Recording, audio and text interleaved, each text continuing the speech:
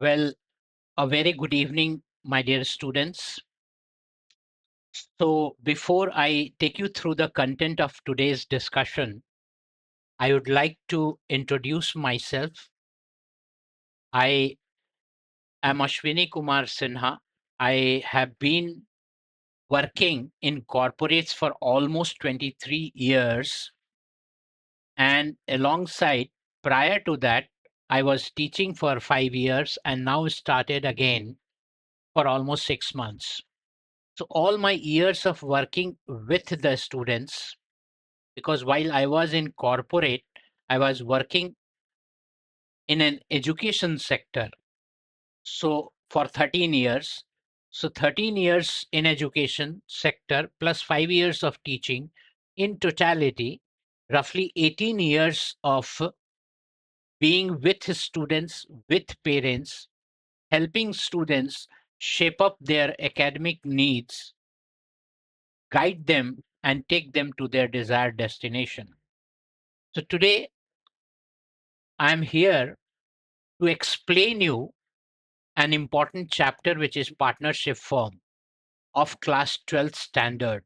But before I take you to the content, I would also like to tell you that we at AKS Commerce Academy, we have started humanities section, batches for humanities section, batches for commerce section. Both online and offline batches are available. Students, depending upon their choice, vicinity to our center, can take decision. So you can connect us for clarification or seeking the details. Secondly, since I am associated with students for almost 13 years, 13 plus 5, 18 years, I thought of carrying on with guiding students on this platform through YouTube channel so that students can get the advantage of the learning that I have had working for 23 years in corporates and teaching and being with students and parents. I'm going to help you today through this career guidance session, which I'm conducting every Sunday at 11 o'clock. So, my appeal to all the students, please join in on my channel, AKS Commerce Academy. Secondly, since my lectures on class 11th accountancy has been in English, there has been a lot of demand from students that I should be communicating with them, taking up lessons in Hindi. So I thought of let me begin teaching students in Hindi, particularly class 12th accounts. Though I will record this in English as well, but I'll start teaching class 12th accounts in Hindi so that Northern Belt students who are very comfortable, they can also take the advantage. So now on, I'll be talking in Hindi. So my dear students, आप लोगों को आज की class में हम लोग बहुत ही important और अहम चैप्टर पढ़ने वाले हैं जिसका नाम है पार्टनरशिप फॉर्म।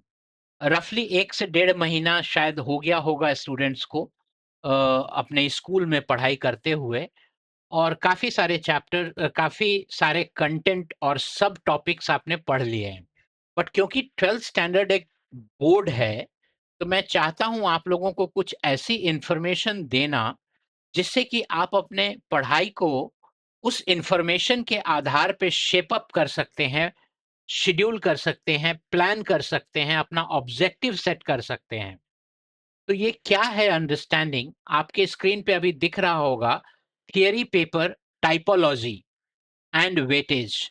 इसका ये मैंने कंटेंट लिया है जिससे कि मैं आपको समझा सकूं कि एक इवैल्यूएटर का ऑब्जेक्टिव प्राइमरीली एक बोर्ड एग्जाम में क्या होता है। तो जो लेफ्ट हैंड साइड पे इस टेबल के आपको दिख रहा है, वो कॉग्निटिव यानी सोच से संबंधित ऑब्जेक्टिव क्या है, इवैल्यूएशन का आपको असेस करने के पीछे जो ऑब्जेक्टिव होता है एग्जामिनर का, उस ऑब्जेक्टिव के बारे में पहले आपको जानना चाहिए, तभी आप अपनी तैयारी को अच्छे तरीके से शेड्यूल कर सकते हैं या फ्रेम कर सकते हैं। Let us understand, remembering and understanding यानी कि आपसे ये उम्मीद की जाती है कि बच्चों को जो पढ़ाया जा रहा है, वो बच्चे याद रख सकें। जो कंसेप्ट आपको पढ़ाया जा रहा है, जो फॉर्मेट आपको बताया जा रहा है, जो सिद्धांत या प्रिंसिपल आपको बताया जा रहा है, ये आप याद रख सकें, क्योंकि याद अगर नहीं रख पाएँगे, तो उसे इस्तेमाल नहीं कर पाएँगे। और इवैल्यूएटर का ऑब्जेक्टिव आपके याद रखने की और समझ को जज करने की लगभग 55% यानी कि क्वेश्चन सेट इस आधार पे होता है कि बच्चे की समझ, याद रखने की क्षमता चेक की जाए, जिसमें क्वेश्चंस रफली 55% क्वेश्चंस ऐसे होते हैं जहां आपके याद से संबंधित, आपकी समझ से संबंधित क्वेश्चंस पूछे जाते हैं। I hope it is clear. So एक पार्ट जो आपको यहां समझना है कि याद के आधार पे, यहां पे आपने देखा ये पार्ट जहां पे हम रिमेंबरिंग एंड अंडरस्टैंडिंग असेस किया जाता है। तो 44 मार्क्स अप्रॉक्स आपका वेटेज होता है वह उन क्वेश्चंस का के ऊपर जो कि याद पे आधारित है, समझ पे आधारित है। अब दूसरा कैटेगरी है, वो है अप्लाइंग, यानी कि आप जिस कंसेप्ट को पढ़े हैं, क्या आपने उस कंसेप्ट के आधार पे ये क्षमता को डेवलप किया है कि उस पे आधारित जो प्रैक्टिकल प्रॉब्लम्स हैं या क्वेश्चंस हैं, उन फॉर्मूला को अप्लाई करते हुए उन्हें सॉल्व कर पा रहे हैं या नहीं? ये भी हमारा इवैल्यूएटर चेक करता है कि एक स्टूडेंट में क्या ये क्षमता डेवलप हुई है? क्या आप उन लर्निंग के आधार पे या उस कंसेप्ट के आधार पे कुछ हद तक आप अप्लाई करना सीख रहे हैं? और ऐसे क्वेश्चंस जो आपके इस क्वालिटी को जज करता है, वो लगभग 19 नंबर के क्वेश्चन होते हैं, जो कि 23 से 24% of your total question application पे आधारित होता है। और जो तीसरा अहम है वो है एनालिसिस, इवैल्यूएशन और क्रिएटिंग। सो आपकी जो अभी तक की नॉलेज है, आप मिडिल सेक्शन में किस हद तक आप उसको याद करके, समझ के और क्वेश्चन को सॉल्व करने में उसका उसका एप्लीकेशन कर पा रहे हैं।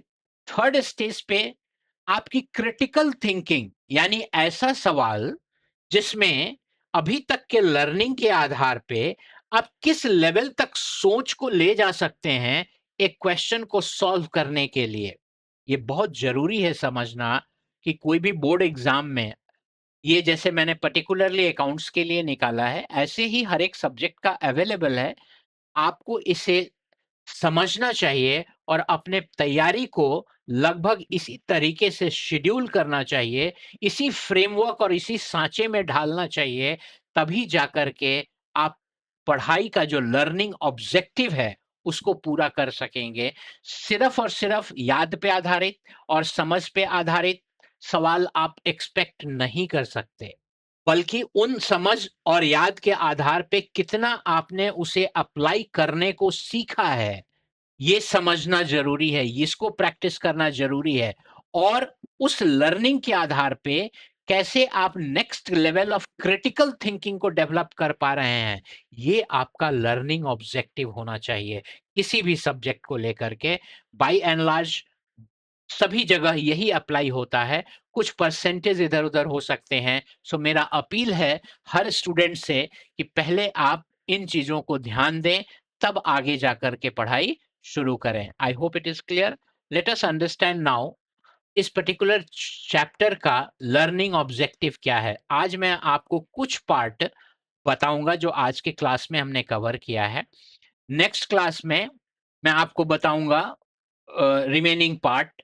आज हम पढ़ेंगे meaning and definition of partnership. Partnership के ऊपर उसका पार्टनरशिप कैसे आया, क्यों होना चाहिए, होता भी है तो किस आधार पे होता है, क्या उसके डेफिनेशन क्या है, किन-किन बातों को हमें ध्यान रखना चाहिए पार्टनरशिप में, ये सारी बातें मैं आपको बताऊँगा। एसेंशियल फीचर, उसकी कैरेक्टरिस्टिक्स क्या है, हर जो सिस्टम है उसका एक पर्टिकुलर कैरेक्टरिस्टिक होता है, उसका एक फीचर होता है। तो अगर पार्टनरशिप फॉर्म ऑफ बिजनेस की हम बात करें तो उनके कैरेक्टरिस्टिक्स क्या होते हैं, ये भी आप सीखेंगे। एक पार्टनरशिप में जो पार्टनर ज्वाइन करते हैं उनकी राइट्स क्या हैं, क्या उनके वो अपना राइट को कहाँ कहाँ इस्तेमाल कर सकते हैं, हक क्या है उनका, पार्टनरशिप डीड क्या चीज होती है, पार्टनरशिप एग्रीमेंट क्या होता है, और इंपॉर्टेंस ऑफ पार्टनरशिप डीड की अहमियत क्या है एक पार्टनरशिप फर्म में, इसके बगैर भी तो फर्म चल सकता है, तो इसकी अहमियत क्यों है ये भी हम समझेंगे। Provisions affecting accounting treatment in the absence of partnership deed, अगर पार्टनरशिप डीड नहीं है तो हमारे पास क्या नॉर्म्स अवेलेबल हैं कि अगर कोई पार्टनरशिप डीड नहीं है तो उस सिनेरियो में अकाउंटिंग को कैसे अंजाम दिया जाए, ये भी हम समझेंगे। और important provisions of Indian partnership act 1932, ये बहुत ही अहम एक्ट है जिसमें कि पार्टनरशिप से संबंधित कई सारी गाइडलाइंस दी गई हैं कि अगर डीड नहीं है तो हमें लॉ को फॉलो करना पड़ता है, एक्ट को, कानून को फॉलो करना पड़ता है, वो कानून में क्या लिखा है अगर कोई डीड नहीं है तो।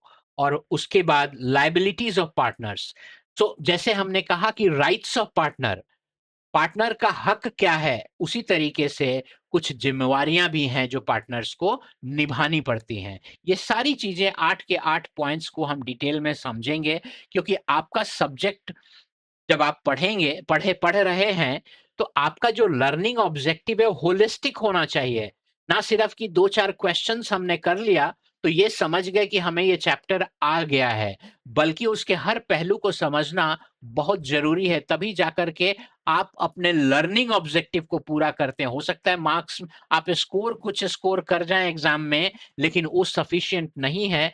आगे चल के अगर आप अपने पढ़ाई को अकाउंट्स में ही कंटिन्यू करना चाहते हैं तो इन सारी बातों का अहमियत आपको रखता है और आपको इसी आधार पे पढ़ाई करनी चाहिए। Let me take you to one by one, एक एक करके अभी हम समझेंगे।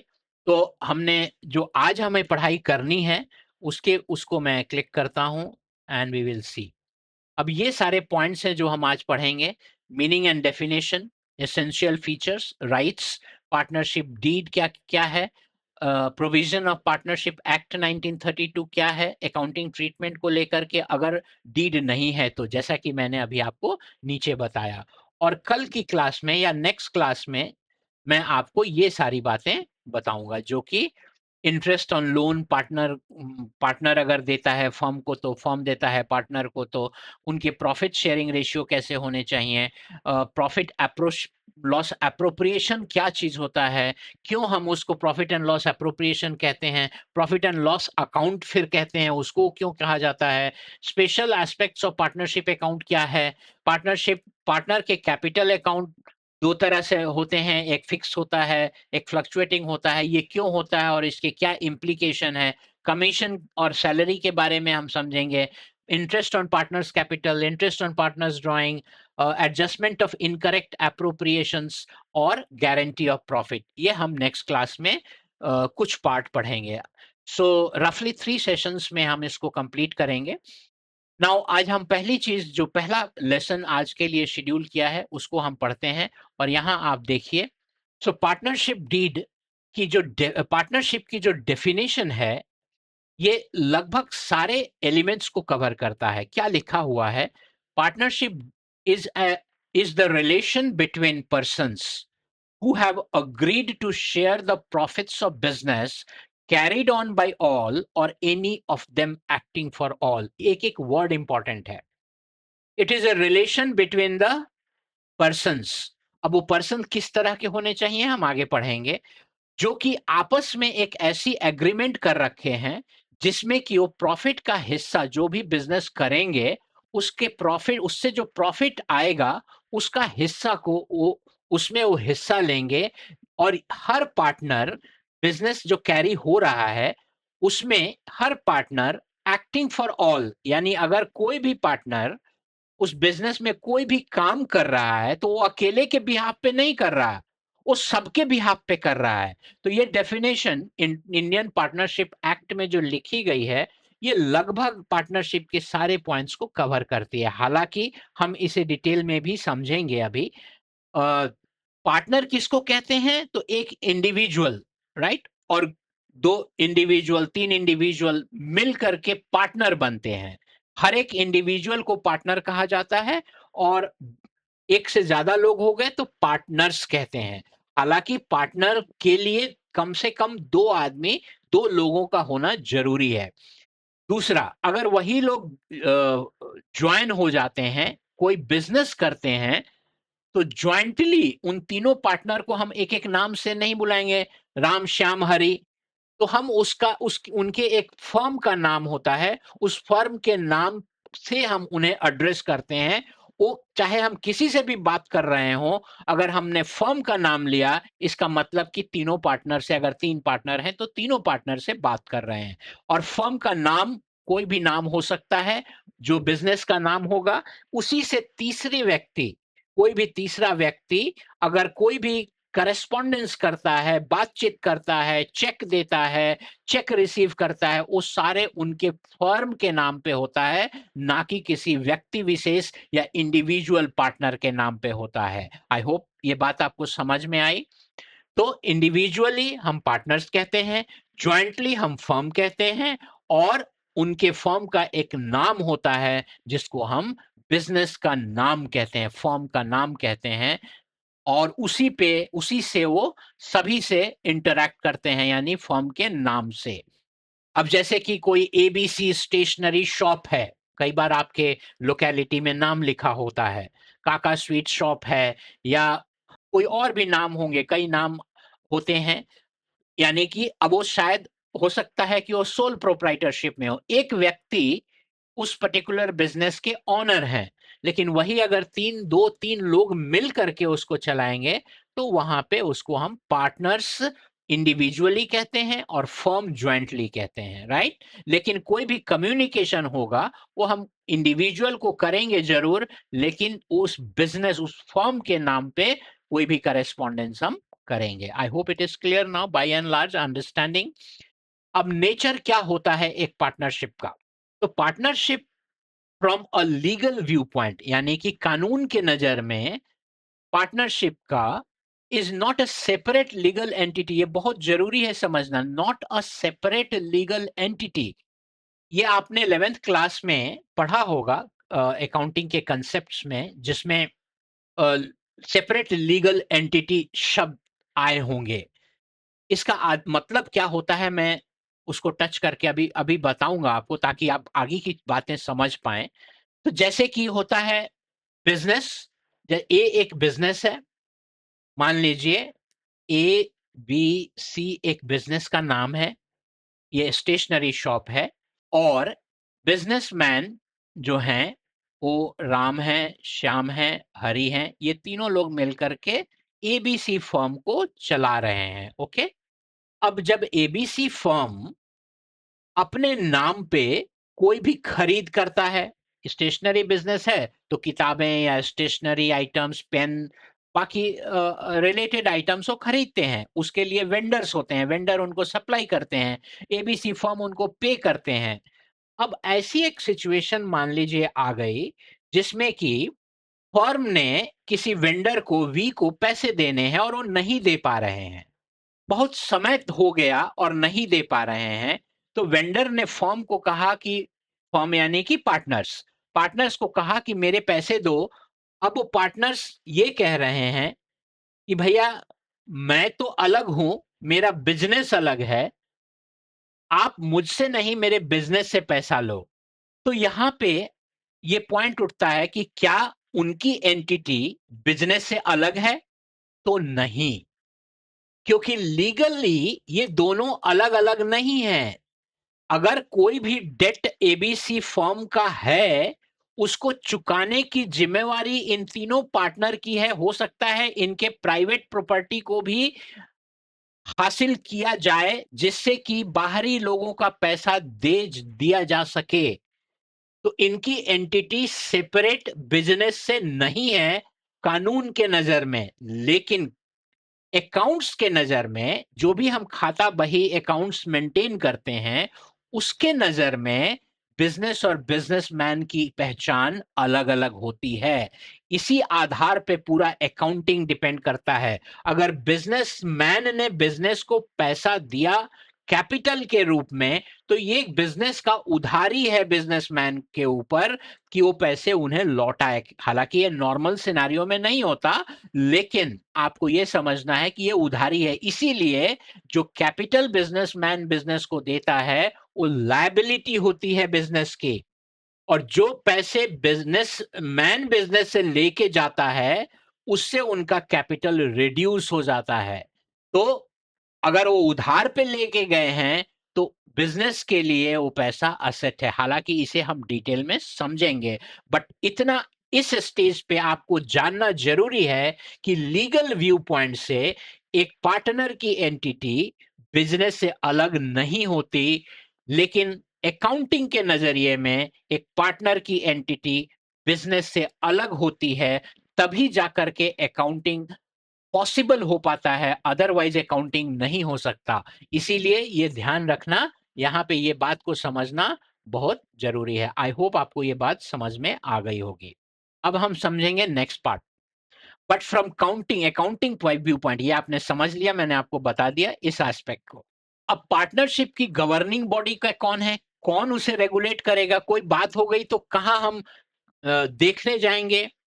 इंफॉर्मेशन कहां से मुझे मिलेगी? अगर कोई आउटसाइडर है या आपस में पार्टनर्स ही हैं, उनके बीच में भी मतभेद हो गया, तो उन्हें कहां से सॉल्यूशन मिलेगा? तो कोई बात या तो ओरली हो सकता है कि चलो हम ये बिजनेस करने जा रहे हैं, इसमें आप इतना मान लो ए और बी है, दो पार्टनर हैं, ए 1 लाख रुपया लगाएंगे, बी 2 लाख रुपए लगाएंगे, ये उन्होंने आपस में अग्री किया हुआ है, ओरली एग्री किया हुआ है, रिटन में नहीं किया है या रिटन में भी किया है। हम दोनों एस्पेक्ट को समझेंगे। अगर ओरल एग्रीमेंट है, आपस में बातचीत हो चुकी है, इतने इतने पैसे हम लगाएंगे, ये इतने टाइम देंगे, ये ये इनका टाइम इतने घंटे का होगा, उसके बाद ये हमारा हायरिंग इतने लोग हम रखेंगे, हायर करेंगे, यहाँ यहाँ हम बिजनेस करेंगे, ये सारे डिस्कशन इस जगह पे हमारा बिजनेस होगा। काफी हद तक ओरल डिस्कशन में इन्होंने फाइनलाइज कर लिया। ठीक है, एक तो ये तरीका है, उसको उसकी भी मान्यता है। दूसरा, रिटन एग्रीमेंट बनाया, लिखित में है, दोनों लोगों ने साइन किया, और उसको साइन करने से वो एक डीड बन जाता है, वो एग्रीमेंट एक डीड बन जाता है, जो कि हम आगे पढ़ेंगे कि डीड क्या होता है। तो बट अभी के लिए आप इतना समझें कि एक ओरल एग्रीमेंट है और एक रिटन एग्रीमेंट है। ओरल एग्रीमेंट में जुबानी बातें हैं और वो दोनों को मान्य है। डिस्प्यूट्स होता है तो कैसे उसको सॉल्व करते हैं, ओरल है तो हो सकता, तो फिर अकाउंटिंग के रिकॉर्ड्स को चेक किया जाता है, जिससे कि ये समझा जाए कि पास्ट में क्या था।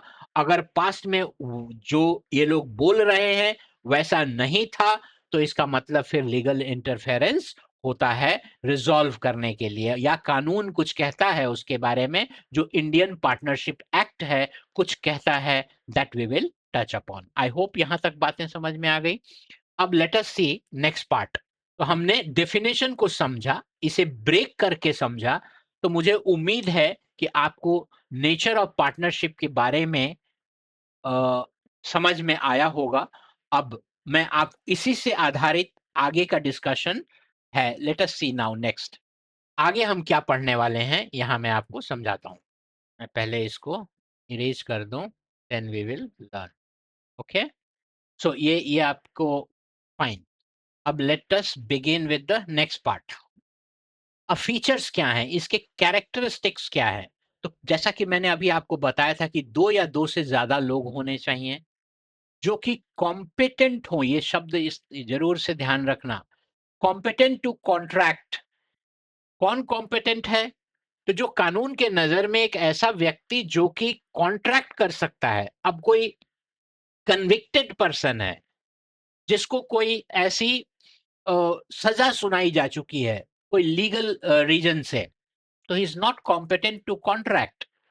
उस सजा के आधार पे उनको अगर ऐसा कहा गया है कि आप कॉन्ट्रैक्ट नहीं कर सकते, तो he is barred from entering into contract. Making sense? तो जो एक माइनर माइनर को कॉन्ट्रैक्ट करने का, माइनर मतलब जो 18 साल से कम उम्र के हैं, उनको कॉन्ट्रैक्ट करने का राइट नहीं है। He is not competent to contract. हालांकि पार्टनरशिप में वो ज्वाइन कर सकते हैं, किस आधार पे ज्वाइन कर सकते हैं ये मैं आपको बताऊंगा, but they are not competent. कोई ऐसे कंट्री जिसके साथ वार चल रहा हो और हमारे कंट्री ने उस कंट्री को एनिमी कंट्री घोषित कर दिया, तो वहां के जो बिजनेस है, हमारे बिजनेसमैन उनके साथ बिजनेस नहीं कर सकते। तो they are barred because of the legal intervention और कंट्रीज इंटरवेंशन। तो इस तरीके से कॉम्पिटेंसी वर्ड इंपॉर्टेंट है ये डिसाइड करने में कि कौन व्यक्ति कॉम्पिटेंट हैं कॉन्ट्रैक्ट करने के लिए। अगर वो कॉम्पिटेंट हैं कॉन्ट्रैक्ट करने के लिए तो बिजनेस पार्टनरशिप में कर सकते हैं। अब he should not be person of unsound mind. तो he should not be unsound mind. अब कोई व्यक्ति जो जिनकी मानसिक स्थिति ठीक नहीं है, अनसाउंड माइंड है, तो वो कॉन्ट्रैक्ट नहीं कर सकते। Person disqualified by any law, मैंने आपको जैसे एग्जांपल दिया, हो सकता है कोई दिवालिया हो गया हो, तो ऐसे केस में उनको कॉन्ट्रैक्ट करने का हक उनसे छीन लिया जाता है, कानून छीन लेता है। कन्विक्ट्स, जिसको सजा हो गई, एलियन एनिमी, ये सारे लोग कॉन्ट्रैक्ट नहीं कर सकते, इनको अलाउड नहीं है। आई राइट बात समझ में? तो दो या दो से ज्यादा लोग हों और ये कॉम्पिटेंट हो कॉन्ट्रैक्ट करने के लिए, तो वो कॉन्ट्रैक्ट कर सकते हैं या पार्टनरशिप कर सकते हैं। अब माइनर एज ए पार्टनर, अब इनको हम समझेंगे। मैंने जैसे बताया था कि एक माइनर पार्टनर बन सकते हैं, यस ही कैन बी। और लेकिन उसमें एक क्लॉज है। क्लॉज क्या है कि पार्टनर तो बन सकते हैं, लेकिन और प्रॉफिट का हिस्सा भी ले सकते हैं एक माइनर, लेकिन लॉस के भागीदार नहीं होंगे। No loss. आपको बात समझ में आई? एक पार्टनर प्रॉफिट में हिस्सा तो, माइनर एक पार्टनर बन सकते हैं, प्रॉफिट में हिस्सा भी ले सकते हैं, लेकिन लॉस के लिए जिम्मेवार या लॉस उनको बियर नहीं करना है। कानून ने इन्हें ये आजादी दी हुई है। दूसरी बात, पार्टनर अगर 18 साल से ऊपर हो चुके, मान लीजिए जब उन्होंने ज्वाइन किया था तब वो माइनर थे और 18 साल से ऊपर हो चुके हैं, तो 6 महीने के अंदर उन्हें फर्म को इंटीमेट करना होगा, बताना होगा कि मैं एज ए पार्टनर कंटिन्यू करूंगा या नहीं। अगर वो चुप रह जाते हैं तो वो कंटिन्यू करेंगे, बट उनके बाद उनका ट्रीटमेंट एज ए मेजर होगा, ना कि as a minor. I hope it is clear. So minor can be a partner in a firm. ये सारे जो मैं आपको इतने डिटेल में बता रहा हूं, इसके पीछे ये लॉजिक है कि आप 1 मार्क के क्वेश्चंस को अच्छे से आंसर कर सकते हैं। अगर आपकी समझ इतनी है, ये हो रही है, तो आप उसे अप्लाई कर सकते हैं।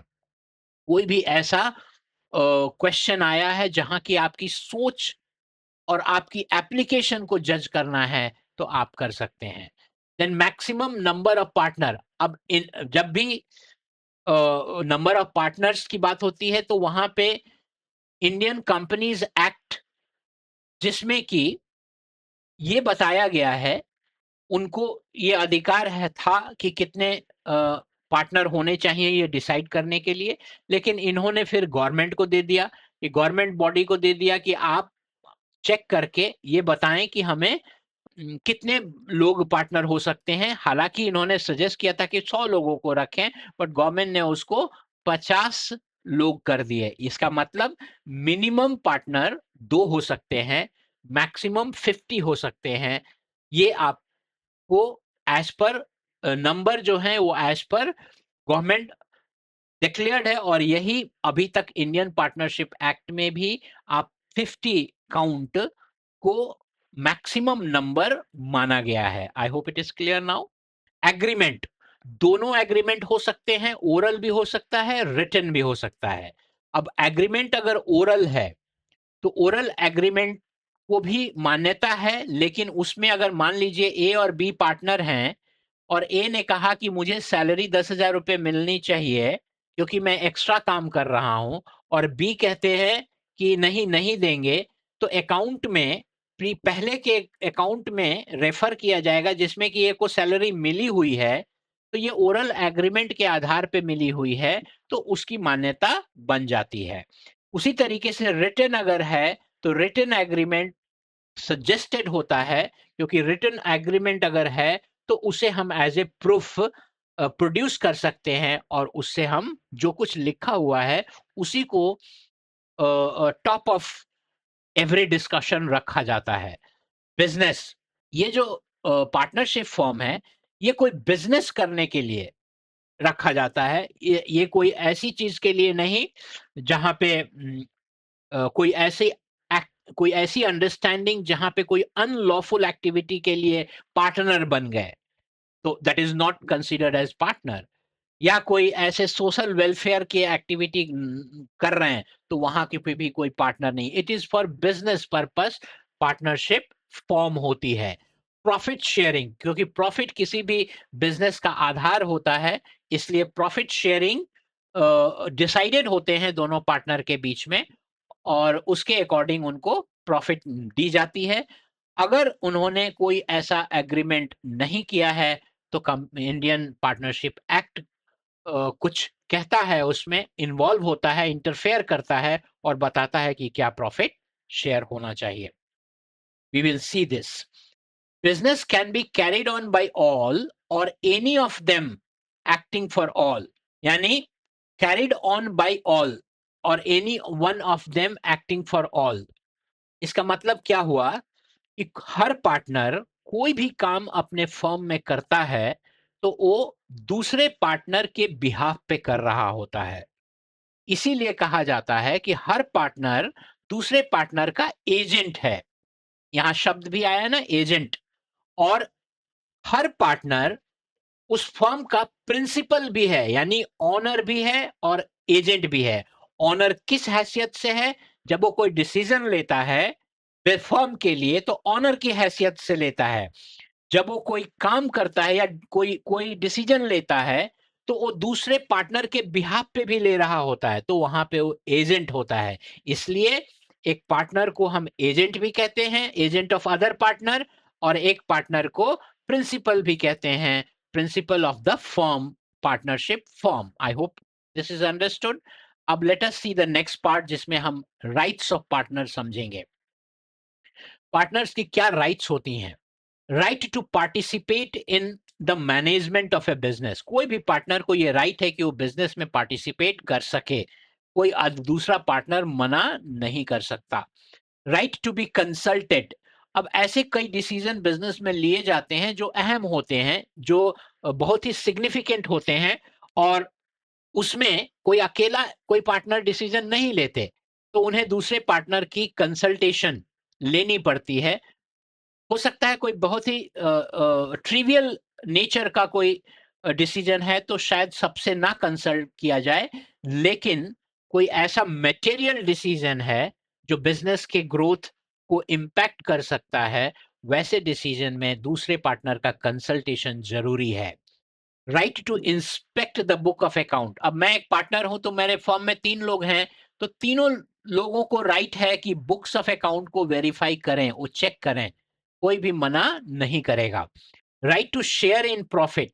जैसा मैंने पहले भी बताया, बिजनेस कर रहे हैं तो उसमें उम्मीद हमारी प्रॉफिट की होती है। हालांकि लॉसेस भी होते हैं, तो अगर लॉसेस हो रहे हैं तो भी हमें भुगतना है, प्रॉफिट हो रहा है तो हमें एंजॉय करना है। दोनों ही सिनारियों में शेयर का हक और जिम्मेवारी सभी पार्टनर्स की होती है। Right to receive interest on loan. अब मान लीजिए कई बार ऐसा होता है कि बिजनेस को पैसे की जरूरत हुई और 3 पार्टनर ने अपने अपने कैपिटल तो दे रखे हैं, लेकिन कुछ और भी पैसे बिजनेस में चाहिए, तो पार्टनर्स ने एडिशनल कैपिटल सभी के पास नहीं है, तो लेकिन किसी एक पार्टनर के पास पैसे हैं जो उनके अपने पैसे हैं। उस सिनारियो में उन्होंने अपने फर्म को लोन दे दिया, फर्म को रिक्वायर्ड थी। अब लोन के ऊपर इंटरेस्ट कितना होगा, ये तो आपस में पार्टनर के डिसीजन के ऊपर डिपेंड करता है। लेकिन हो सकता है कि डिसीजन नहीं लिया गया इस बारे में, तो लॉ कहता है कि उन्हें 6% पर एनम के आधार पे इंटरेस्ट देना होगा, और ये इंटरेस्ट एक चार्ज है। चार्ज का मतलब क्या होता है कि प्रॉफिट होगा तो इंटरेस्ट दिया जाएगा, ऐसा नहीं है। प्रॉफिट हो या लॉस हो, ये इंटरेस्ट देना ही देना है। जैसे कि जिस बिल्डिंग में हम अपना बिजनेस कर रहे हैं, उस बिल्डिंग का रेंट हमें देना ही देना है, प्रॉफिट हो या ना हो। हमें अपने एम्प्लॉयज की सैलरी देनी है, प्रॉफिट हो या ना हो। उसी तरीके से किसी भी पार्टनर का इंटरेस्ट ऑन लोन अगर है, तो उन्हें देना ही देना है, प्रॉफिट हो या ना हो। और वो 6% कानून कहता है, या फिर जो उन्होंने अग्री किया हुआ है। Now right to take decision in the interest of the business, ये हर एक पार्टनर का अधिकार है कि बिजनेस के हित में अगर कोई डिसीजन लेना पड़े तो ले सकते हैं और लेते भी हैं। Right not to allow the admission of a new partner. अब मान लीजिए ए बी सी 3 पार्टनर हैं, सी ने कहा कि मेरा बेटा भी अब बड़ा हो गया है, मैं चाहता हूं उसको भी अपने पार्टनरशिप में शामिल कर दूं। तो ए और बी इस बात के लिए मना कर रहे हैं, तो सी, उनका बेटा, सी का बेटा एज ए पार्टनर ज्वाइन नहीं कर सकता, क्योंकि कानून ने ये प्रावधान दिया हुआ है कि तीनों पार्टनर की अग्रीमेंट होनी चाहिए कोई नए पार्टनर को एडमिट करने से पहले। Right to retire after giving notice, join करने का राइट तो है ही, रिटायर करने का भी राइट, लेकिन ऐसा ना हो कि बिजनेस सफर कर जाए, तो उन्हें एक प्रॉपर नोटिस देना होगा, जिससे कि जो भी उनके एब्सेंस में होने वाली प्रॉब्लम का सॉल्यूशन पहले से ढूंढ लिया जाए और वो सारी अरेंजमेंट्स कर ली जाए, ताकि वो बिजनेस को स्मूथली रन किया जा सके। So right to retire is the right of a partner. I hope अभी तक जो आपको राइट्स मैंने समझाए हैं, ये समझ में आया होगा।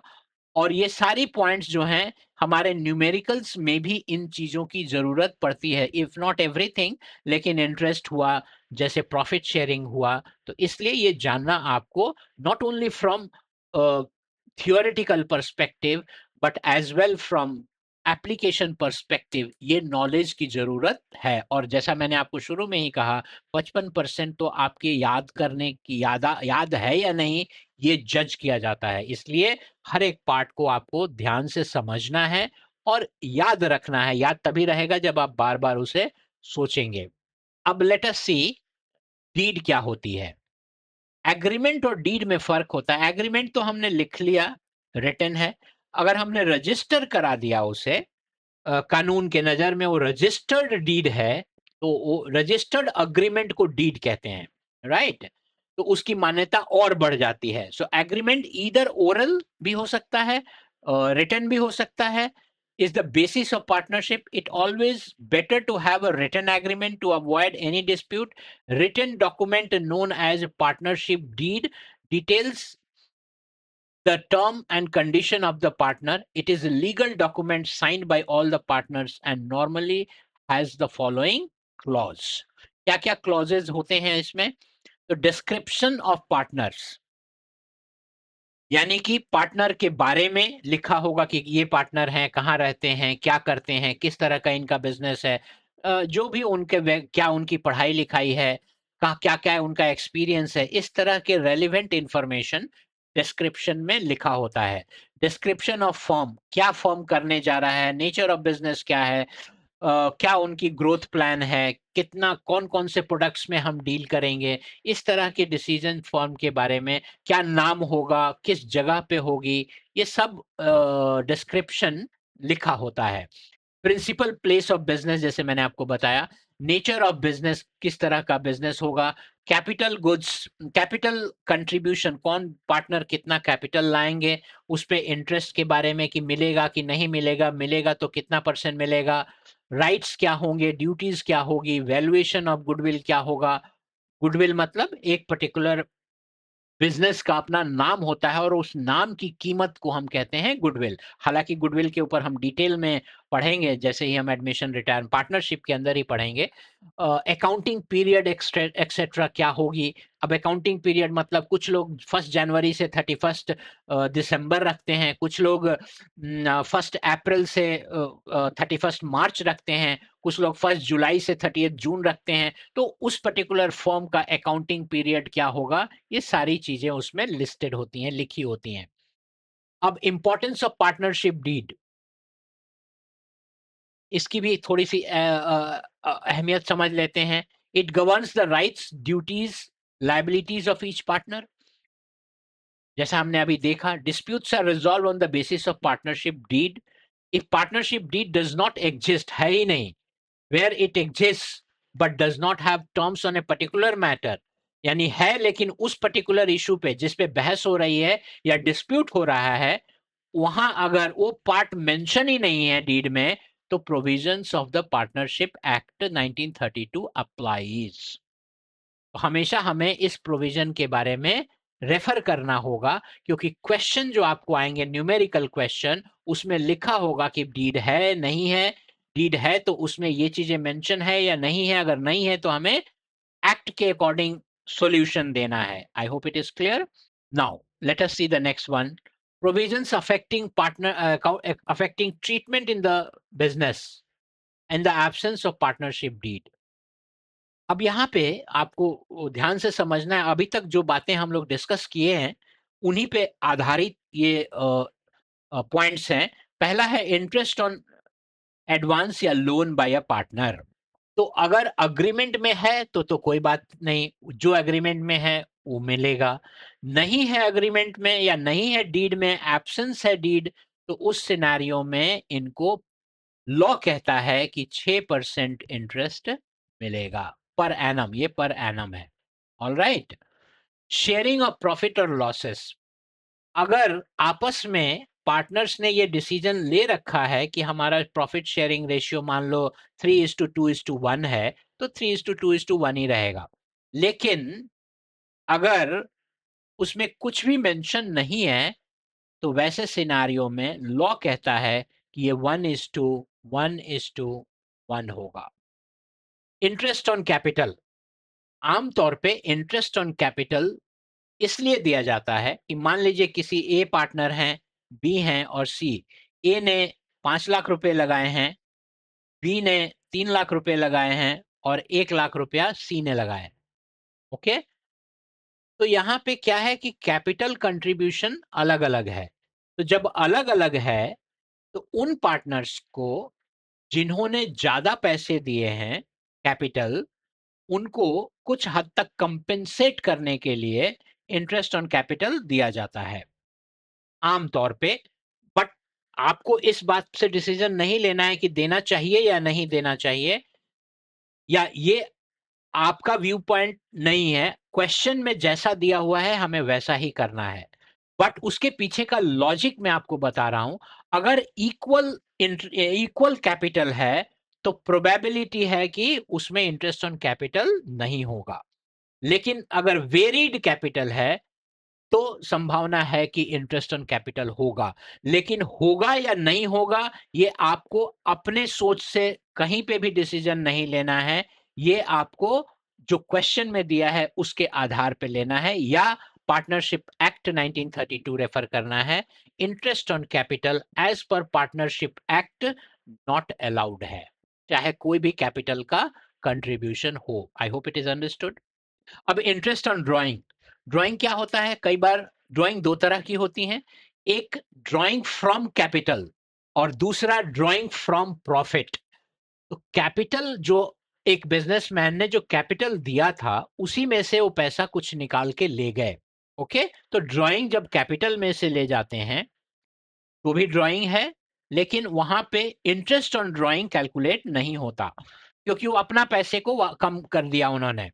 लेकिन अगर वो प्रॉफिट का हिस्सा में से अपने घर के खर्चे के लिए पैसा निकाल के ले जा रहे हैं, तो उन वहां पे इंटरेस्ट ऑन ड्राइंग अप्लाई होता है। All right. अब इंटरेस्ट ऑन ड्राइंग अगर उन्होंने अग्रीड है तो उस अग्रीड रेट पे इंटरेस्ट ऑन ड्राइंग लगेगा, अगर नहीं अग्रीड है तो नॉट एप्लीकेबल है। आई होप इट इज अंडरस्टूड। हालांकि हम इसके ऊपर डिटेल में ड्राइंग के ऊपर पढ़ेंगे, but for now this much is enough. Now remuneration to partner as such, ये भी पॉइंट अग्रीमेंट पे डिपेंड करता है। अगर उनके बीच में अग्रीमेंट है कि रेम्यूनरेशन मिलना चाहिए तो मिलेगा, लेकिन जब लिखा हुआ है कि नहीं, कुछ भी नहीं लिखा हुआ है इसके बारे में, तो लॉ कहता है कि not applicable. Admission of a partner, नए पार्टनर का अगर उन्होंने ये कानून अपने डीड में ये प्रावधान रखा हुआ है कि नया पार्टनर कोई भी ज्वाइन हो सकता है, तो यस है, नहीं हो सकता तो नो है, जब तक कि पार्टनर्स अग्री ना हो, कानून कुछ नहीं कहता। 2 मामले में कानून का इंटरफेरेंस होता है, जहां पे कि कानून को लगता है कि यहाँ हमें इंटरफेयर करना चाहिए। वो पहला है अगर इंटरेस्ट ऑन लोन है तो, और दूसरा है प्रॉफिट शेयरिंग रेशियो। कुछ नहीं है तो इक्वल होगा, और लोन है तो ये है 6% पर एनम ये मिलेगा। बाकी के केसेस में जो अग्रीमेंट है तो एज पर अग्रीमेंट होगा, नहीं है तो एक्ट के अकॉर्डिंग होगा, और एक्ट इन चीजों के लिए नो कहती है state. I hope it is understood. Now important provisions of Indian partnership act 19। अब इस जो एक्ट हमने पढ़ा, अभी कई बार जिक्र किया मैंने, इसके कुछ प्रोविजंस हैं। आह हालांकि सारे नहीं टच करेंगे, कुछ पॉइंट्स करेंगे। If all partners agree A minor may be admitted. तो मैंने आपको पहले कहा था कि एक माइनर एडमिट हो सकता है in the benefit of partnership. A person may be admitted as a partner either with the consent of all existing partner on in और इन अकॉर्डेंस। जैसा मैंने अभी बताया आपको कि admission of a new partner depend करता है इस बात पे कि सभी पार्टनर अग्री हो रहे हैं कि नहीं, या फिर इस बात पे कि क्या हमने अग्रीमेंट में लिखा हुआ है या नहीं। अगर लिखा हुआ है तो हो सकते हैं, नहीं लिखा हुआ है तो नहीं हो सकते हैं। सो ये प्योरली आपस उनके आपस के डिसीजन के ऊपर डिपेंड करता है। पार्टनर रिटायर हो सकते हैं, ये मैंने अभी आपको बता दिया। Registration of the firm under the partnership act is optional not compulsory. Registration compulsory नहीं है, ऑप्शनल है।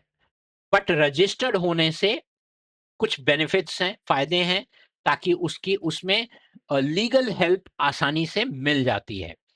Unless otherwise agreed by the partners in a partnership deed, a firm is dissolved on the death of a partner. Very important.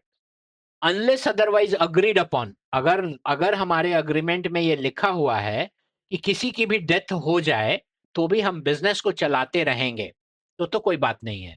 लेकिन अगर ऐसा नहीं लिखा हुआ है और किसी की डेथ हो जाती है, तो डीड कानून कहता है कि उस केस में पार्टनरशिप डिसॉल्व हो जाती है। पार्टनरशिप फर्म, पार्टनरशिप का डिसॉल्व तो हो ही जाती है, फर्म भी डिसॉल्व हो जाती है। दोनों में अंतर है, सब्सिक्वेंट कोर्स में मैं आपको बताऊंगा फर्म का डिसोल्यूशन क्या होता है और पार्टनरशिप का डिसोल्यूशन क्या होता है। पार्टनरशिप का डिसोल्यूशन जब भी कोई नया पार्टनर आता है या कोई पार्टनर छोड़ के जाता है या किसी की डेथ हो जाती है तो डिसॉल्व हो जाता है, पार्टनरशिप डिसॉल्व हो जाती है।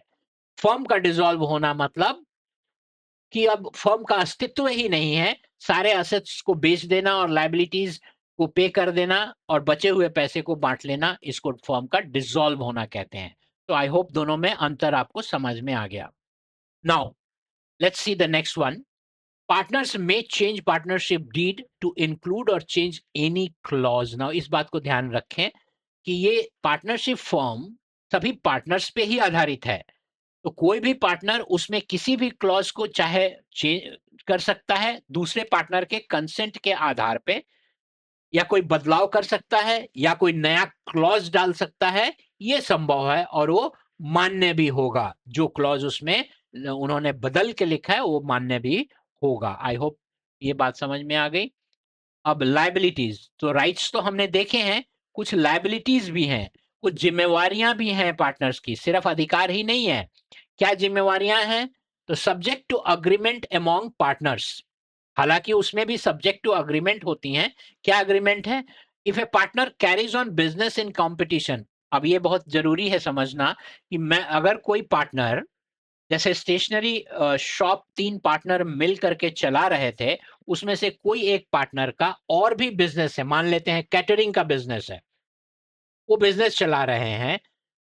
अब अगर उन्होंने इस मेन बिजनेस जो आपका स्टेशनरी बिजनेस है वो उसके कंपटीशन में है या नहीं है, कैटरिंग का बिजनेस उनके कंपटीशन में नहीं है, तो वहां कोई ऑब्जेक्शन नहीं है। लेकिन से ए लोकेशन पे आपका पार्टनरशिप फर्म है स्टेशनरी का, और वहीं नजदीक में बी लोकेशन पे ए पार्टनर ने दूसरा शॉप खोल दिया अपने पैसे लगा के, बिना किसी दूसरे पार्टनर के कंसेंट से। ऐसे सिनेरियो में उनकी जिम्मेवारी ये बनती है कि जो भी प्रॉफिट उस पर्टिकुलर कंपटीशन वाले बिजनेस से आया वो पैसा वो फर्म को दें, ये उनकी जिम्मेवारी है। This is one. लेकिन अगर वहां पे कोई लॉस हो जाता है तो लॉस को बियर करने के लिए उनका पार्टनरशिप फॉर्म रिस्पॉन्सिबल नहीं है। This is to be understood. So सिर्फ प्रॉफिट अगर होता है कंपटीशन के बिजनेस में, यानी जो मेन बिजनेस के कंपटीशन में कोई पार्टनर बिजनेस करते हैं, वहां से कोई प्रॉफिट होता है, तो ये प्रॉफिट के को शेयर करने का जिम्मेवारी है फर्म को, उस पार्टनर ने देना है फर्म को। लेकिन लॉस में फर्म भागीदार नहीं होती है। आई होप ये पॉइंट समझ में आया। दूसरा, if a partner earns profit for himself, खुद के लिए अर्न करता है, from the transaction of the firm. अब स्टेशनरी शॉप पे मान लीजिए 3 पार्टनर हैं और ए, बी और सी। ए उसमें से एक्टिव पार्टनर है, बी और सी ने पैसे लगाए हुए हैं। अब ये एक्टिव पार्टनर का मतलब ये शॉप पे बैठते हैं और इनको सारे वेंडर्स का पता है। कई जो लोग सप्लाई करते हैं, आमतौर पे वेंडर्स अपने कस्टमर को के साथ अच्छे रिलेशनशिप बनाने के लिए उन्हें कुछ पे आउट्स देते हैं, जो कि टू प्रमोट देमसेल्व्स, और ताकि फर्म को या बिजनेस, जो जो उनके पार्टनर बिजनेस हैं, वो उन्हें बिजनेस देते रहें। तो इस तरह के प्रैक्टिसेस होती हैं। लेकिन ये प्रैक्टिस का बेनिफिट सिर्फ एक इंडिविजुअल पार्टनर को नहीं जाना चाहिए, क्योंकि ए डील करते हैं तो ए को ही अगर कोई पास आउट हो रहा है, कोई पैसा वेंडर दे रहा है ए को, in addition to the payment, जो हम पेमेंट ए ने बी को पेमेंट दिया और देने के बाद उन्होंने कुछ पैसे वापस किए रिश्ते को बनाने के लिए, तो ये पैसा फर्म का पैसा है, ए का व्यक्तिगत पैसा नहीं है। उस पैसे को अपने अपने लिए खर्च नहीं कर सकते, उन्हें वो फर्म के पैसे फर्म में ही रखने होंगे, क्योंकि उन्होंने फर्म का नाम, फर्म का प्रॉपर्टी, फर्म का बिजनेस का इस्तेमाल करके वो अर्निंग किया है। आई होप ये लायबिलिटीज दोनों जिम्मेवारियां बहुत इंपॉर्टेंट है, जो आपको समझना चाहिए। अब हम एक क्वेश्चन लेते हैं जो लगभग ऊपर पढ़े हुए सारे पॉइंट्स को टच करता है। ABC are partners in a firm. They do not have a partnership deed. However, how will you resolve the below issues? अब ये जो नीचे दिए गए issues हैं, इनको कैसे आप resolve करेंगे? अब A had invested more capital and asked for interest at 10% per annum, but other partner refuses. तो क्या उन्हें मिलेगा? अब सवाल ये है कि हमारा क्वेश्चन अपने आप से क्या पूछना है एज ए स्टूडेंट, कि क्या उस फॉर्म का डीड था या नहीं। तो हमने ऊपर देखा कि they do not have a deed. अब डीड नहीं है, तो जब पार्टनरशिप डीड नहीं है तो कौन सा एक्ट इंटरवेन करता है? तो इंडियन पार्टनरशिप एक्ट 1932 ये इंटरवेन करता है और ये कहता है कि आप ऐसा करो। ये कंफ्यूजन हो गया, तो कैसे करो? ये कहता है हमने ज्यादा कैपिटल दिया है, मुझे ज्यादा इंटरेस्ट मिलना चाहिए 10% पर एनम के हिसाब से। कानून कहता है नो, कानून कहता है नो।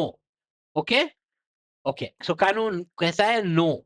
नाउ दूसरा, एक बी डिवोट्स, या B devotes more time in handling business and demand salary, others refuse. अब बी ने ज्यादा समय देता है बिजनेस में और वो कहते हैं कि मुझे सैलरी दो। एग्रीमेंट में कोई ऐसी बात नहीं लिखी हुई है, तो कोई सैलरी नहीं मिलेगी।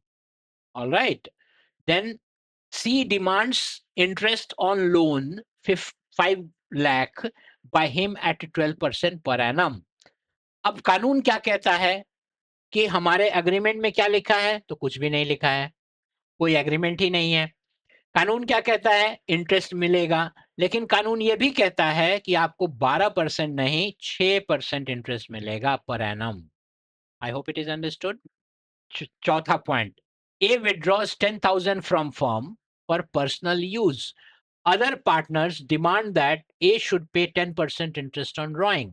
अब ए ने विड्रॉ किया 10,000 रुपया एक फर्म से, अपने फर्म से पर्सनल यूज के लिए।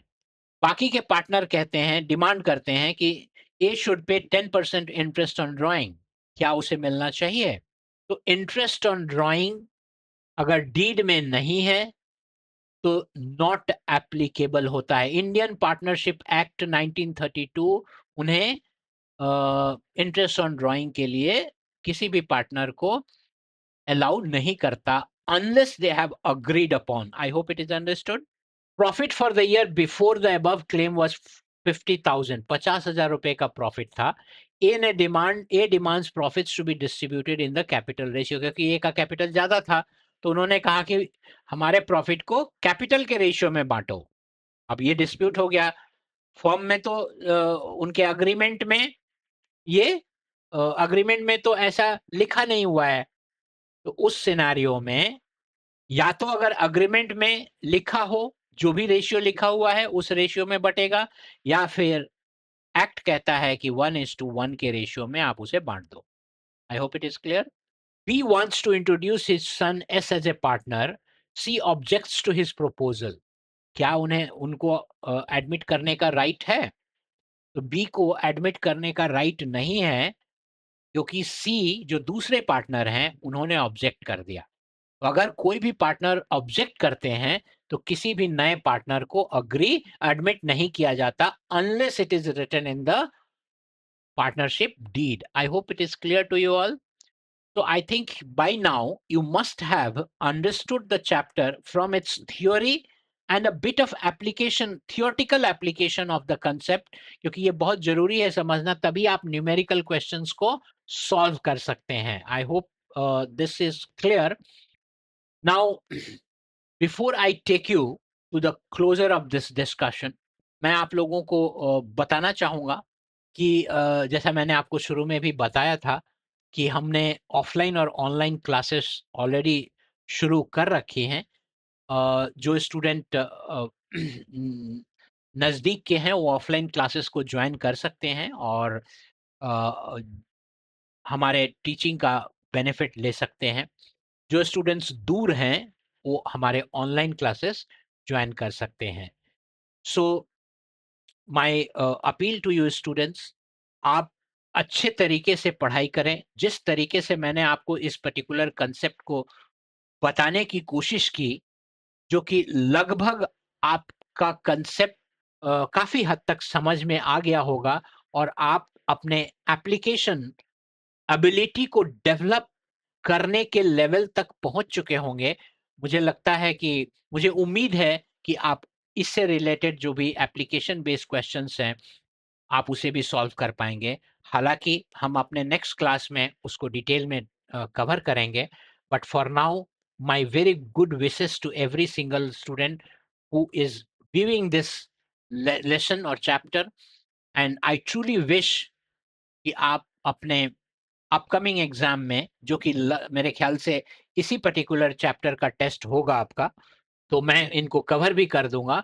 तब तक आप इससे फायदा लेकर के अपनी पूरी अच्छे से पढ़ाई करें और बहुत अच्छा स्कोर करें. Thank you so very much. Meet you in the next class.